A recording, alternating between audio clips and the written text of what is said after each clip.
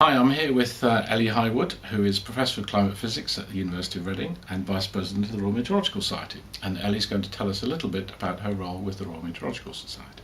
Ellie, when did you become a member of the Royal Meteorological Society? I joined the Royal Meteorological Society as a PhD student, and I think to me it felt like it was the right thing to do, and it also marked my transition from doing an undergraduate physics degree to being a specialist in meteorology. It was also made quite easy for me because the Royal Met Soc came and did a presentation in my first week as a PhD student. How have you benefited from being a member? So as a PhD student I benefited from the national meetings, some of which were more interesting than others, but it was always a good opportunity to meet people from around the country and to learn interesting things about how not to give a presentation, or indeed how to give a presentation. I also had some money from the travel funds, and I went to a number of conferences that I got a discount from being part of the society.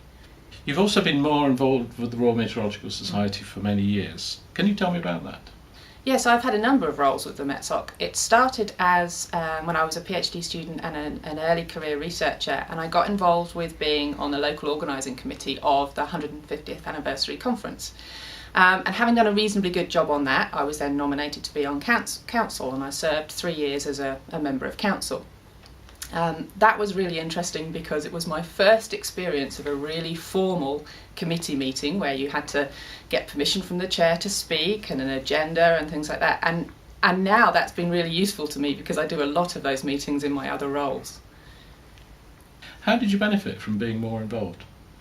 So having been on council, I was then nominated for being on the education committee, which I served on for about 5 years, and that was really interesting, talking to teachers and getting involved with the outreach side of the society. And that's something that I'm still interested in and have continued through the rest of my career. So that was a really good starting place for being involved in that. I was also involved in writing a strategy document, which was the first such document I've ever done, but I've done lots of them since. So in terms of getting my skills in a kind of friendly, more relaxed environment than where I work day to day, it was really useful. What is your role now? So I had a few years off from being involved directly with the society other than being a member because my home life got busy and my work life got busy, and then I was really pleased to be nominated as Vice President a couple of years ago, and I also chaired a strategic programme board, so I'm back to being involved in the strategy of the Royal Met Soc, and I'm on the membership development group, and we're working to identify what benefits people can get from being in the society and towards enhancing those for across the range of our membership. And what is your view of the modern Royal Meteorological Society?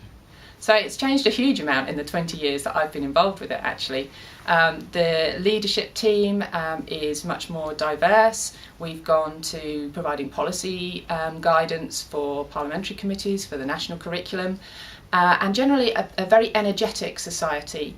We have started things for our younger members like the Royal Met Soc Postgraduate Student Conference, which has been a real success. So I think it's now a society where there's a big range of interests catered for and a big range of memberships catered for, and I'm hoping to be able to stay on the membership development group and help improve that as we go forward.